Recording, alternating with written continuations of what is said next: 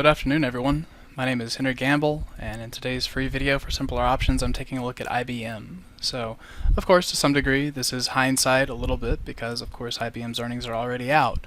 But into the afternoon, we were tracking this in the chat room, and there were several things that I was looking at that ultimately kept me out of the trade. One of the first things that I want to point out is anytime you have an earnings announcement that is due out on Monday afternoon, I find those to be some of the trickiest to trade because you still have all the time premium from Tuesday into Friday.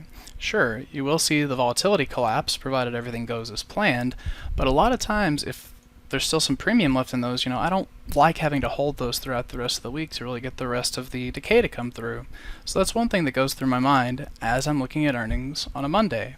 A couple other things with this chart is as we start our analysis, I think you could definitely argue the potential for a reversal off the daily chart. Today we ended up having a pretty healthy move. You've got the squeeze back behind you, which is one thing that suggests a bigger move is coming. Then you also have the exact same signal off the weekly chart. So those, sure, carry some bullish potential. But then when we came back and looked at the monthly chart, this is where things get a little more conflicted, because you'll notice that the squeeze on the monthly chart has fired short.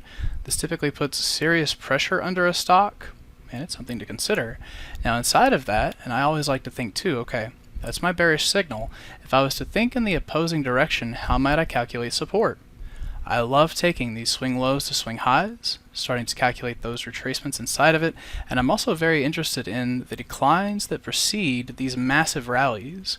These exhaustion swings can prove to be very helpful, and in this case it gave us this little bit of a zone right here around 154.47. Now it's not perfect, admittedly, but I think it's so important to follow these exhaustion swings that I do give it some credibility. So all in all, this left me with a very mixed chart that I felt had the potential for a big move. What ended up happening is you really have pretty much no move here.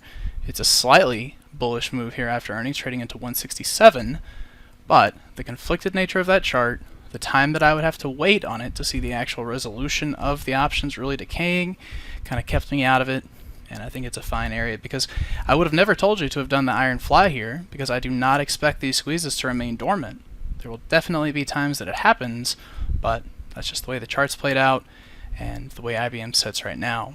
As far as trading it from right here, right now, I've got to see more information before I can really start giving you more trades. Let's see how it acts tomorrow after the earnings start to settle in, and then let's work on trying to time this weekly chart.